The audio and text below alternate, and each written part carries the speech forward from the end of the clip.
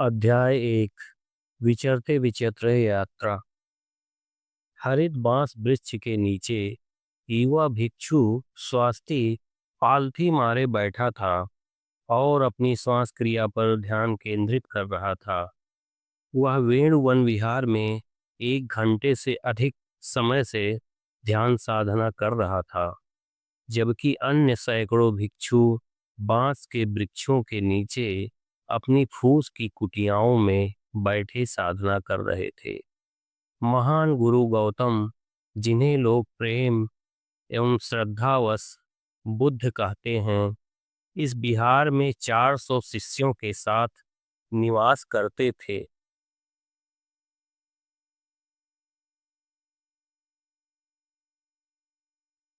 यद्यपि यहाँ निवासियों की संख्या अधिक थी, किंतु वातावरण बहुत शांत था।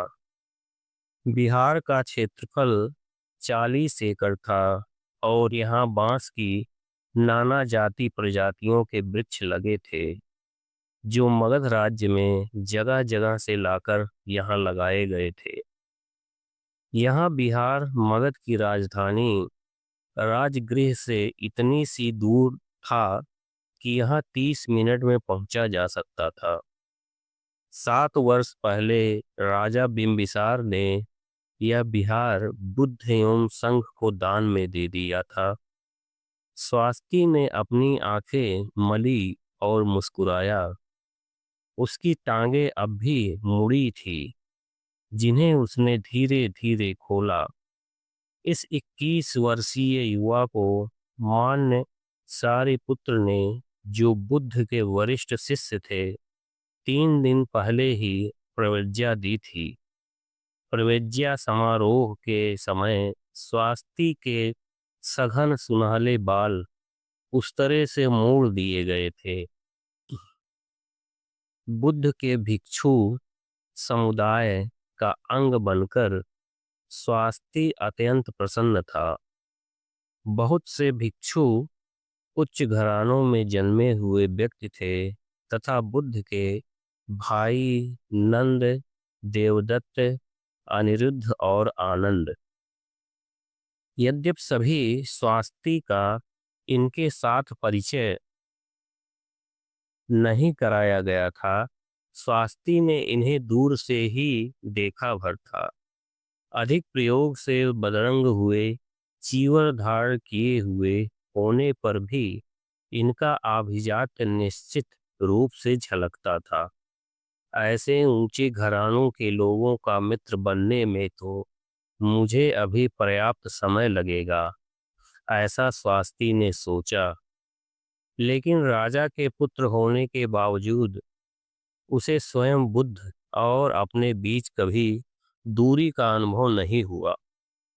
स्वास्थ्य अस्पृश्य था, जो उस समय भारत की जनता में प्रचलित वर्ण व्यवस्था के अनुसार सबसे नीचे वर्ण के लोगों से भी नीच जाति समझी जाती थी। पिछले 10 सालों से वह भैंसों का चरवाहा था और भैंसों की देखभाल करता था, किंतु अब 2 सप्ताह से वह सभी वर्णों के भिक्षुओं के साथ रह रहा था और ध्यान साधना कर रहा था। हर कोई उसके प्रति कृपा भाव प्रदर्शित करता, उसको नमन करता, किंतु वह स्वयं अभी तक सहज नहीं हो पा रहा था। उसे आशंका थी कि उसे पूर्णतया सहज होने में अभी वर्षों लग जाएंगे। जैसे ही उसके मन में राहुल का विचार आया, आंतरिक उल्लास से परिपूर्ण मुस्कान उसके चेहरे पर फैल गई। बुद्ध के पुत्र राहुल की आयु अभी 18 वर्ष की ही थी और वह 10 वर्ष की आयु से ही श्रम ऋण के रूप में संघ में रह रहा था। 2 सप्ताहों में ही राहुल और स्वास्थी में गहरी मित्रता हो गई थी। राहुल ने ही स्वास्थी को सिखाया था कि ध्यान के समय प्राणायाम कैसे करना है। राहुल यद्यपि अभी प्रवृज्जित भिक्षु नहीं बना था, किंतु उसे बुद्ध की शिक्षाओं का पर्याप्त ज्ञान हो चुका था। प्रविद्या प्राप्त करने के लिए अभी उसे तब तक प्रतीक्षा करनी थी जब तक उसकी आयु 20 वर्ष की नहीं हो जाती। स्वास्थ्य को 2 सप्ताह पूर्व के दिनों का स्मरण हो आया, जब गया के समीप स्थित उसके वेला ग्राम में बुद्ध पहुंचे थे और उसे भिक्षु बनने के लिए बुलाया था। जब बुद्ध उसके घर पर पहुंचे तो स्वास्थ्य अपने भाई रूपक के साथ भैंसों को चराने के लिए गया हुआ था। उसकी दो बहनें 16 वर्षीय बाला और 12 वर्षीय भीमा घर में थी। बुद्ध को देखते ही बाला उन्हें तुरंत पहचान गई। वह स्वास्थ्य को ढूंढने के लिए बाहर की ओर झपटी ही थी कि बुद्ध ने उससे कहा कि इसकी आवश्यकता नहीं है। उन्होंने कहा कि मैं और मेरे साथ चल रहे भिक्षु, जिनमें राहुल भी था, नदी तट पर चले जाएंगे और उसके भाई को खोज लेंगे। तीसरे पहर वे लोग नैरंजना नदी के तट पर आए, जहां स्वास्थ्य और रूपक भैंसों को रगड़ रगड़ कर नहला रहे थे।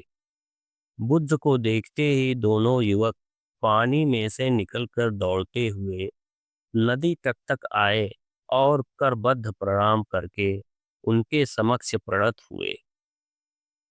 स्वास्थ्य और उसके भाई को देखकर बुद्ध ने सस्नेह मुस्कान के साथ कहा, अरे तुम इतने बड़े हो गए। स्वास्थ्य अवाक था। बुद्ध का शांत मुखमंडल, उनकी स्नेहपूर्ण उदार मुस्कान और उनकी मर्म भेदनी तेजोमय दृष्टि देखकर स्वास्थ्य की आंखें छलछला आई। बुद्ध गौरिक चीवर धारण किए हुए थे, जिस पर धान के खेत की डिजाइन बनाते हुए कपड़े सिले हुए थे। वह अब भी नंगे पैर ही थे, जैसे कि आज से 10 बरस पहले जब वह उसे इसी स्थान के आसपास मिले थे। 10 वर्ष पहले इसी नैरंजना नदी और बोधि वृक्ष के नीचे उसने घंटों बुद्ध के साथ बिताए थे। बोधि वृक्ष, पीपल, वहां से बस इतने ही दूर था कि नदी तट से वहां तक 10 मिनट में पहुंचा जा सकता था। बुद्ध के पीछे खड़े 20 भिक्षु भी नंगे पैर थे और धान के खेतों की डिजाइन वाले गैरिक चीवर पहने हुए थे।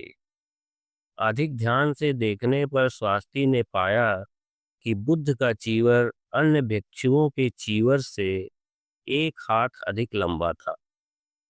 बुद्ध के साथ ही स्वास्थ्य की ही आयु का एक श्रामणेर खड़ा था, जो सीधे उसी की ओर देखता हुआ मुस्कुरा रहा था। बुद्ध ने अपने स्नेहपूर्ण हाथ स्वास्थ्य और रूपक के सिर पर रखे और बताया कि वह राजगृह जाते हुए यहाँ जानबूझकर रुके हैं।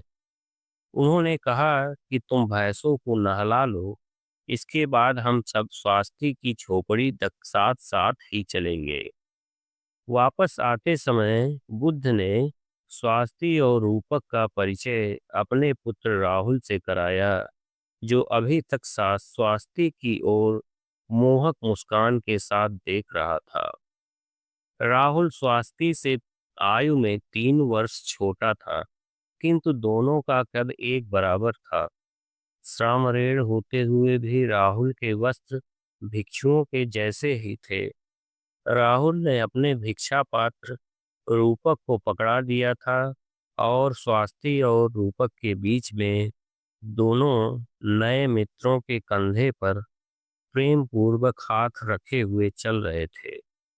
उसने अपने पिता के श्रीमुख से स्वास्थ्य और उसके परिवारजनों के विषय में इतना कुछ सुन रखा था कि उसे प्रतीत हो रहा था कि वह उनसे पूर्ण परिचित है। दोनों भाई राहुल के इस प्रेम पूर्ण व्यवहार से स्नेह सिक्त हो उठे। स्वाति के घर पहुंचने पर बुद्ध ने स्वाति को भिक्षु समुदाय में सम्मिलित होने और अपने साथ धर्म साधना करने के लिए आमंत्रित किया। 10 वर्ष पूर्व जब वह बुद्ध से पहली बार मिला था, तो उसने बुद्ध के श्री चरणों में बैठकर धर्म साधना करने का अनुरोध किया था और बुद्ध उसे शिष्य रूप में स्वीकार करने पर सहमत हो गए थे। अब स्वाति 21 वर्ष का हो गया था और बुद्ध उसे लेने आ पहुंचे थे। बुद्ध उसे दिया हुआ अपना वचन भूले नहीं थे। रूपक भैंसों को उनके मालिक राम भूल के घर छोड़ने गया था। बुद्ध स्वाति की झोपड़ी के बाहर एक छोटी सी पीढ़ी पर बैठ गए और अन्य भिक्षु उनके पीछे खड़े हो गए। मिट्टी की दीवारों और फूस की छत से बनी स्वाति की झोपड़ी इतनी छोटी थी कि उसके भीतर सभी लोग बैठ नहीं सकते थे। बाला ने स्वाति से कहा, भैया, तुम बुद्ध के साथ जाओ। आज रूपक आपसे भी अधिक तगड़ा है। जब आपने भैंसों की देख रेख करनी प्रारंभ की थी और मैं भी अब घर गृहस्थी का काम बखूबी संभाल सकती हूँ। आपने हमारा 10 वर्षों से लालन पालन किया है और अब हम अपने पैरों पर खड़े होने की अवस्था में आ गए हैं। वर्षा का पानी जमा करने के लिए रखी पत्थर की कोठारी के पास बैठी भीमा अपनी बड़ी बहन की ओर बिना कुछ बोले देख रही थी। स्वाति ने भीमा की ओर देखा। वह प्यारी सी छोटी लड़की थी। जब स्वाति बुद्ध से पहली बार मिला था, तो बाला की आयु 6 वर्ष की थी। हम्म, रूपक 3 वर्ष का था और भीमा तो बस बच्ची ही थी। बाला भाई बहन का खाना बना लेती थी और रूपक मिट्टी में खेला करता था। उनके पिता की मृत्यु के 6 महीने बाद ही उनकी माता की भी मृत्यु हो गई थी। 11 वर्ष की आयु में ही स्वाति परिवार का मुखिया बन गया था। स्वाति को भैंसों की देखभाल करने और चराने का काम मिल गया था। स्वाति बहुत परिश्रमी था, इसलिए इतना कमा लेता था जिससे परिवार का लालन पालन कर सके। वह छोटी बहन भीमा के लिए भैंस का दूध भी ले आया करता था। उसकी ओर देखकर शायद स्वाति उसकी भावनाओं को जानना चाह रहा था। यह समझते ही भीमा मुस्कुरा दी। वह एक क्षण के लिए तो हिचकिचाई, किंतु फिर धीरे से बोली, भैया, आप बुद्ध के साथ जाओ। यह कहकर उसने अपना मुंह मोड़ लिया, जिससे वह अपने आंसू छिपा सके। भीमा ने स्वाति को यह कहते हुए अनेक बार सुना था कि वह बुद्ध के श्री चरणों में बैठकर साधना करना चाहता है और उसकी हार्दिक इच्छा थी कि वह अपनी इच्छा पूर्ति के लिए जाए। किंतु जब वह क्षण वास्तव में आ उपस्थित हुआ, तो वह अपने दुख को छुपा नहीं पाई। इसी समय रूपक गांव से लौट आया और उसने भीमा को यह कहते सुना, बुद्ध के साथ चले जाओ।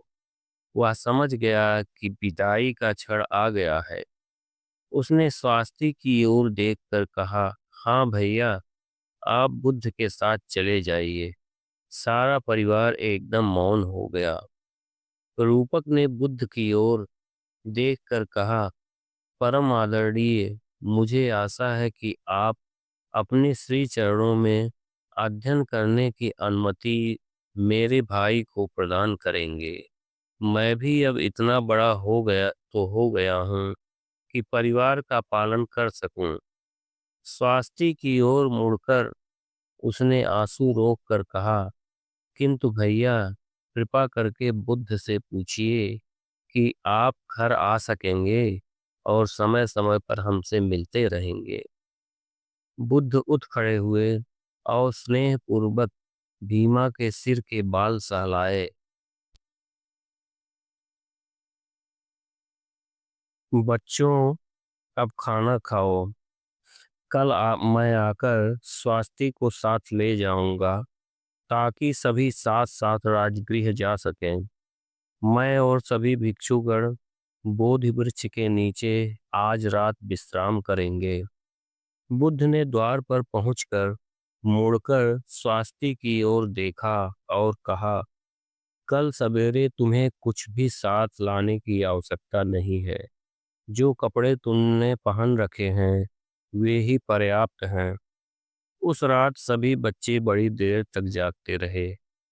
विदा लेते हुए पिता की भांति स्वास्ति ने उनको अंतिम परामर्श देते हुए कहा कि तुम लोग एक दूसरे की और घर की देखभाल मिलजुल कर करना। वह हर एक को बड़ी देर तक अपनी छाती से चिपकाए रहा।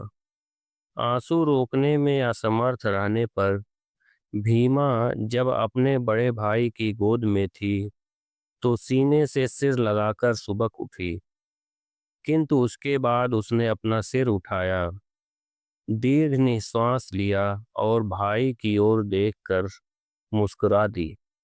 वह नहीं चाहती थी कि स्वास्थ्य उसके आंसुओं से दुखी हो। तेल के दिए का धुंधला प्रकाश झोपड़ी में हो रहा था, किंतु इतना प्रकाश तो था कि स्वास्थ्य उसे मुस्कुराता देख सके। स्वास्थ्य को उसका मुस्कुराना अच्छा लगा। अगले दिन सवेरे स्वास्थ्य के मित्र सुजाता उसे विदा करने आई। पिछली शाम को जब वह नदी तट की ओर जा रही थी तो उसने बुद्ध को देखा था और बुद्ध ने कहा था कि स्वास्थ्य अब भिक्षु संघ में सम्मिलित होगा। ग्राम प्रधान की पुत्री सुजाता स्वास्थ्य से आयु में 2 वर्ष बड़ी थी और वह भी गौतम से संबोधि प्राप्ति से पहले मिल चुकी थी। सुजाता ने स्वास्थ्य को जड़ी बूटियों की औषधि बनाकर साथ ले जाने के लिए दिए। उनकी संक्षिप्त बातचीत ही हो पाई थी, तभी उनके शिष्य आ गए। स्वास्थ्य का भाई और उसकी बहनें पहले ही जाग चुके थे और अपने भाई को विदा देने के लिए तैयार थे। राहुल ने प्रेम पूर्वक प्रत्येक भाई बहन से बातचीत की और उन्हें मनोबल पक्का रखने और एक दूसरे की देखभाल करते रहने की प्रेरणा दी। उसने वचन दिया कि हम जब भी उर्वेला के आसपास तक भी आएंगे तो तुम लोगों से मिलने अवश्य आएंगे। स्वास्थ्य के परिवारजन और सुजाता बुद्ध और भिक्षुओं के साथ नदी के तट तक गए और उन्होंने बुद्ध, भिक्षुओं, राहुल तथा स्वास्थ्य को हाथ जोड़कर विदा किया। स्वास्थ्य के मन में हर्ष और भय की भावनाएं भरी हुई थी। यह पहला अवसर था जब वह उर्बेला गांव छोड़कर जा रहा था। बुद्ध ने कहा कि राजगीर पहुंचने में 10 दिन लगेंगे। अधिकांश व्यक्ति तेजी से चलते हैं, किंतु बुद्ध और उनके भिक्षु धीरे धीरे और परम सहजता से चलते थे। जब स्वास्थ्य ने अपने कदम धीमे किए तो उसका हृदय शांत हो गया। उसने स्वयं को बुद्ध, धर्म और संघ के प्रति पूर्ण हार्दिकता के साथ समर्पित कर दिया। अब उसका यही मार्ग था। उसने उस भूमि और उन लोगों को जो उसके लिए पूर्णतः परिचित थे अंतिम बार मुड़कर देखा और पाया कि सुजाता और उसके परिवारजन वन के वृक्षों की छाया में मिले हुए छोटे छोटे काष्ठ खंड मात्र दिख रहे हैं। स्वास्थ्य को प्रतीत हुआ कि बुद्ध विचरण का आनंद लेने के लिए ही चलते हैं और इस बात की चिंता ही नहीं करते कि वह कहाँ तक पहुँचेंगे। यही स्थिति सभी भिक्षुओं की थी। कोई भी अपने गंतव्य स्थान तक पहुँचने के लिए न तो चिंतित था और न ही अधीर। सभी के पग मंद, संतुलित और शांतिमय थे। ऐसा लगता था मानो सभी सामूहिक रूप से टहल रहे हों। कोई भी क्लांति का अनुभव नहीं करता। फिर भी वे प्रतिदिन खासा लंबा मार्ग तय कर लेते थे। प्रतिदिन वे समीपस्थ गांव में रुकते और भिक्षाटन करते। वे मार्गों पर बुद्ध के पीछे एक पंक्ति बनाकर चलते। उनकी चाल गरिमामय होती और श्वसन क्रिया तथा पग संचलन पर ध्यान केंद्रित रखते। यदि ग्रामवासी उनके भिक्षा पात्र में कुछ भोजन डालते तो वे रुक जाते। कुछ ग्रामीण तो मार्ग के दूसरे ओर खड़े होकर ही उनका सम्मान पूर्वक नमन करते। भोजन मिलने पर भिक्षु सभी लोगों को कल्याणार्थ प्रार्थना करते। भिक्षाटन समाप्त कर लेने पर वे धीरे धीरे गांव छोड़कर कुछ वृक्षों या घास वाले स्थानों को खोजते। वे घेरा बनाकर बैठ जाते और भिक्षाटन में मिले खाद्य पदार्थों को समान रूप से बांट लेते और ध्यान रखते कि यदि किसी भिक्षु का भिक्षा पात्र खाली है तो उसे भी भोजन दे दिया जाए। राहुल पास के झरने से एक घड़ा पानी भर लाता और सम्मान पूर्वक बुद्ध के सामने रख देता। बुद्ध जब अपने हाथों की अंजलि फैलाते तो राहुल उनके हाथों पर जल डालकर साफ करता। ऐसा ही प्रत्येक भिक्षु के लिए करता हुआ वह अंत में स्वास्ति के पास आया। स्वास्ति के पास तब तक कोई भिक्षा पात्र नहीं था। तो राहुल ने अपने भिक्षा पात्र का आधा भोजन केले के ताजे पत्ते पर रखकर अपने नए मित्र स्वास्ति को दे दिया। भोजन आरंभ करने से पूर्व भिक्षुओं ने हाथ जोड़े और सामूहिक रूप से मंत्रोच्चार किया। उसके बाद उन्होंने मौन रहकर सचेत भाव से प्रत्येक कौर को ग्रहण किया। भोजन के उपरांत कुछ भिक्षुओं ने चलित ध्यान किया तो कुछ ने बैठकर ध्यान साधना की और कुछ ने थोड़ी सी झपकी ली। जब दिन का सर्वाधिक गर्म भाग बीत गया तो वे फिर मार्ग पर चल पड़े और तब तक चलते रहे जब तक कि अंधेरा नहीं हो गया। रात्रि विश्राम के लिए सर्वोत्तम स्थान शांत उल्लासमय वन ही होता है।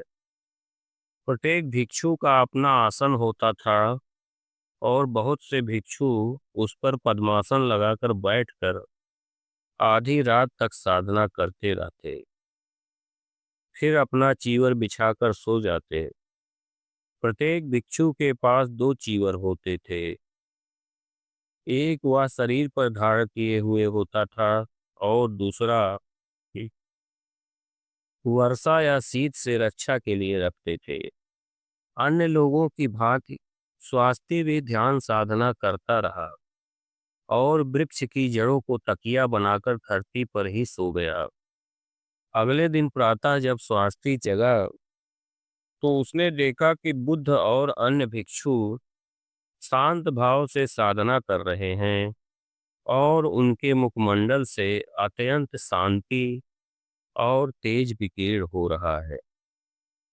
जैसे ही सूर्य क्षितिज पर उभरा प्रत्येक भिक्षु ने अपना अतिरिक्त चीवर तह किया, भिक्षा पात्र हाथ में लिया और दिन की यात्रा आरंभ कर दी। दिन में चलते और रात में विश्राम करते हुए वे लोग 10 दिनों में मगध की राजधानी राजगृह पहुंचे। स्वाति ने पहली बार नगर देखा था। सड़कों के किनारों पर घरों में निवासी बड़ी संख्या में रहते थे और सड़कों पर अश्वचालित वाहन चल रहे थे। हर ओर ऊंची ऊंची आवाजें और ठहाकों के स्वर गूंज रहे थे, किंतु भिक्षुओं का मौन जुलूस उसी प्रकार चला जा रहा था जैसे वे मौन भाव से वन प्रांतर अथवा धान के खेतों से विचरण करते चल रहे हो। कुछ नागरिक उन्हें देखने के लिए तनिक सा रुकते तो कुछ बुद्ध को पहचान कर उसके सम्मान में श्रद्धा पूर्वक नमन करते। भिक्षु वर्ग उसी प्रकार शांत भाव से तब तक चलता रहा जब तक वे नगर के उस पार वेणुवन बिहार नहीं पहुंच गए। समस्त बिहार में त्वरित गति से यह समाचार फैल गया था कि बुद्ध लौट आए हैं और कुछ क्षणों में ही 400 भिक्षु बुद्ध का स्वागत करने के लिए एकत्र हो गए। बुद्ध ने अधिक कुछ नहीं कहा, केवल सभी की कुशल क्षेम और साधना अभ्यास के विषय में जानकारी प्राप्त की। उन्होंने स्वास्थ्य को सारिपुत्र को सौंप दिया, जो राहुल के भी आध्यात्मिक गुरु थे। सारिपुत्र वेणुवन बिहार के श्रामणेरों के गुरु थे और वह लगभग 50 युवक श्रामणेरों के साधना अभ्यास का मार्ग निर्देशन करते थे। ये श्रामणेर बिहार में 3 सालों से कम समय से आए हुए थे। बिहार के प्रधानाचार्य कौंडल नामक एक भिक्षु थे। राहुल से कहा गया कि वह बिहार जीवन के आचरणों की जानकारी स्वास्थ्य को दे तथा कैसे चलना है, किस प्रकार बैठना है, किस प्रकार खड़े होना है और कैसे अन्य लोगों को नमन करना है, किस प्रकार चलित ध्यान करना है, कैसे बैठकर धारणा ध्यान करना है और कैसे श्वसन क्रिया प्राणायाम पर ध्यान देना है। उसने स्वास्थ्य को यह भी बताया कि भिक्षु को चीवर कैसे धारण करना है, कैसे भिक्षा पात्र पकड़ना है, कैसे प्रार्थना करनी है और कैसे अपने भिक्षा पात्र साफ करना है। 3 दिनों तक स्वास्थ्य लगातार राहुल के साथ ही साथ रहा, जिससे वह इन सब बातों को भली प्रकार सीख सके। राहुल ने स्वास्थ्य को पूरे मनोयोग से सभी आचरण निर्देश बताए समझाए, किंतु स्वास्थ्य समझता था कि ये सब कार्य सहज स्वाभाविक रूप से करने लगने के लिए उसे अभी वर्षों अभ्यास करना होगा। इन आधारभूत मार्ग निर्देशों के बाद सारिपुत्र ने स्वास्थ्य को अपनी कुटिया में बुलाया और भिक्षु द्वारा अपनाए जाने वाले सीलों की शिक्षा दी। भिक्षु वह होता है जो गृह त्याग कर बुद्ध को गुरु, धर्म को आत्म जागृति का मार्ग और संघ को ऐसे समुदाय के रूप में स्वीकार करता है जो सद्धर्म मार्ग पर चलने में एक दूसरे को सहायता देता है। भिक्षु का जीवन सादगी और विनम्रता से परिपूर्ण होता है। भोजन के लिए भिक्षाटन करने से अहंकार शून्यता आती है। भिक्षाटन अन्य लोगों के साथ संपर्क साधने का एक माध्यम भी होता है, जिससे उन्हें यह समझने में सहायता की जा सके कि प्रेम और सौहार्द का मार्ग क्या है, जिसकी शिक्षा बुद्ध देव सबको देते हैं। 10 वर्ष पूर्व स्वास्थ्य और उसके मित्रों ने बोधि वृक्ष के नीचे बुद्ध को यह देशना करते सुना था कि आत्म जागृति का मार्ग ही प्रेम और प्रज्ञा का मार्ग है। इसलिए सारिपुत्र ने स्वास्थी को जो कहा उसे वह अच्छी तरह हृदयंगम कर सका। यद्यपि सारिपुत्र का मुखमंडल गंभीर था, किंतु उनकी आंखों और मुस्कान में अपार प्रेम और करुणा का तेज भी था। उन्होंने स्वास्थी से कहा कि शीघ्र ही एक दीक्षा समारोह होगा, जिसमें उसे भिक्षु संघ में सम्मिलित करने के लिए प्रविज्ञा दी जाएगी। उन्होंने यह भी बताया कि उस अवसर पर क्या-क्या शब्द उच्चारण करने हैं। सारिपुत्र ने स्वयं ही दीक्षा समारोह की अध्यक्षता की, जिसमें 20 भिक्षुओं ने भाग लिया। इस अवसर पर बुद्ध और राहुल भी उपस्थित थे, जिससे स्वास्थी को विशेष प्रसन्नता हुई। सारिपुत्र ने मौन भाव से एक गाथा मन ही मन पढ़ी और स्वास्थी के सिर के बालों के कुछ गुच्छे काटे। फिर उन्होंने वह उस्तरा राहुल को दे दिया, जिसने स्वास्थी के सिर का पूर्णतः मुंडन किया।